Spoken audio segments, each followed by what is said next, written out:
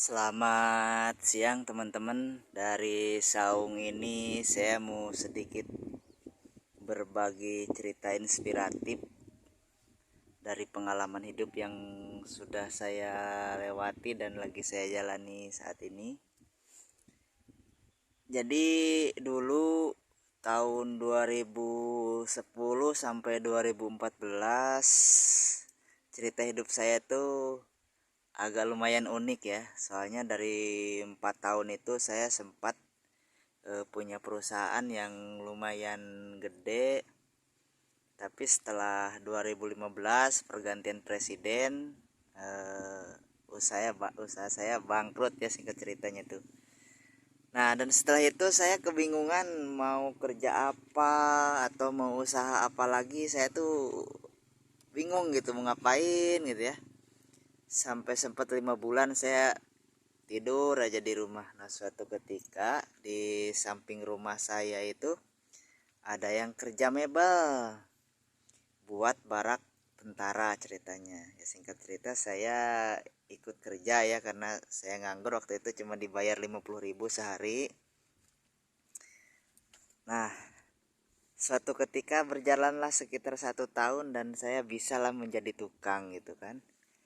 Nah, mulailah belajar jadi tukang kayu, dan akhirnya alhamdulillah saya mulai paham.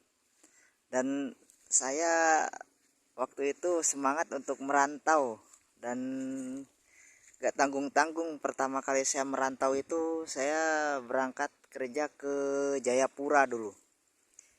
Ke Jayapura, pulang dari Jayapura ya awalnya memang saya sempat punya usaha, ada uang sedikit, saya pakai modal lagi ceritanya. Walaupun bidangnya masih sama, bidang perkayuan. Berjalan beberapa bulan bangkrut lagi teman-teman usaha saya, dan saya nanggung utang lagi sebanyak 22 juta waktu itu. Dan akhirnya saya sampai sempat bantah-bantahan juga sama istri saya, dan singkat cerita kami bersepakat untuk tidak menjalankan usaha lagi dan fokus jadi tukang kayu. Nah, 2019 mulailah saya merantau ke Sumatera. Dulu saya mulai merantau ke Bengkulu. Di Bengkulu nggak cocok guys. Waduh, saya kabur ceritanya. Kaburlah ke Palembang. Setelah di Palembang saya ketemu bos yang alhamdulillah sangat baik ya. Bikin kerja nyaman, uangnya nggak ribet apa segala macem gitu. Dan singkat cerita, dari 2019 sampai hari ini saya berada di zona nyaman menjadi tukang kayu. Bahkan saya sempat dipanas-panasin pun sama teman-teman untuk buka usaha mebel sendiri. Saya menolak karena saya rasa, apalagi kalau modal saya pas-pasan, cuman dapat bingung doang. Karena apa? Saya sering kali melihat bos-bos yang modalnya pas-pasan, apalagi yang ngandelin DP gitu ya. Waduh, pusing kelihatannya. Belanja barang sedikit, anak buah minta kasbon, Kak. Duitnya pas-pasan, bingung lagi nanti nutupin buat belanjanya dari mana kan. Payah lagi. Makanya saya semenjak itu sudahlah, saya fokus kerja sebagai tukang aja. Dan alhamdulillah, ini mohon maaf bukan berarti saya ria atau mau apa ya, mau sombong-sombongan. Nah, udah bilang enggak, ini cuman berbagi kisah inspiratif aja buat teman-teman tukang, mau pemula ataupun yang sudah senior. Ini saya nukang selama 3 tahun 4 tahun sekarang, fokus di HPL ini. Alhamdulillah sudah ada hasil yang sangat signifikan. Contohnya yang berada di depan saya ini nih. Ini sawah-sawah ini berhasil saya beli. Ini ada berapa petak ya? 1, 2, 3, 4, 5, 6, 7, 8, 9, 10, 11, 12, 13, 14 ya. Ada 14 petak nih. Dan saya juga sama istri alhamdulillah udah kompak banget mendalami dunia mebel ini. Istri saya sekarang lagi belajar di bagian gambar ya guys ya. Bagian gambar. Saya udah bermodal sendiri juga. beli laptop biar dia bisa gambar gitu. Karena apa, dunia mebel ini asik teman-teman, apalagi kita sudah ketemu bos yang mengerti posisi tukang itu seperti apa. Tanggung jawab kita ini besar, tanggung jawab kerja kita ini. Tapi jika memang ketemu bos yang paham banget posisi kerjaan kita, kita tetap nyaman gitu. Padahal zaman sekarang ini ada tuh yang posting di komunitas atau di grup tuh, perlu tukang yang kriterianya bla bla bla bla apa segala macam. Ya Allah, susah banget gitu kan.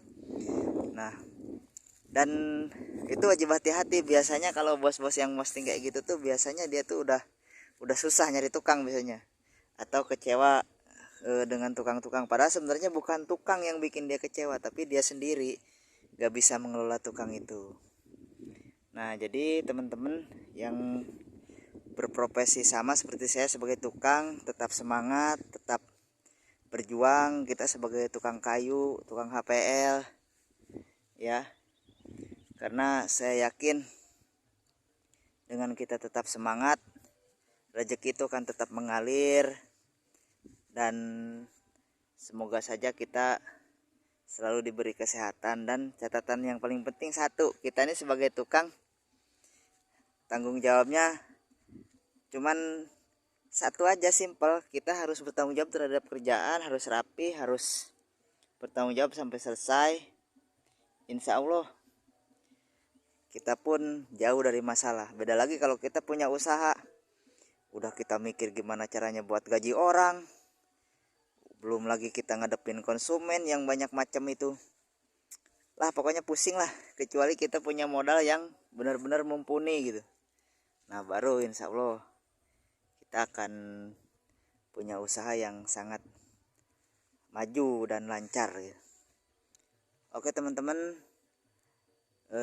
semoga kisah saya ini yang tadinya, jujur saya sebagai pengusaha dulu, saya sebagai pengepul gula merah, dan saya setiap bulannya itu bisa mendapatkan omset ratusan juta. Tapi karena waktu itu regulasinya regulasi SBY yang saya ikutin, akhirnya pas begitu ganti Pak Jokowi saya bangkrut. Dan saya pun udah nyoba beberapa kali untuk maju usaha lagi, bangkrut lagi. Dan setelah saya mendalami tukang kayu ini, alhamdulillah setiap bulan saya mengalir ada penghasilan dari hasil pekerjaan saya itu. Dan walaupun saya harus pindah-pindah kerja, saya pun tidak sulit untuk mencari kerja yang lain. Oke, sekian dulu teman-teman informasinya, semoga bermanfaat. Tetap semangat, tetap berjuang. Salam satu profesi, tukang kayu.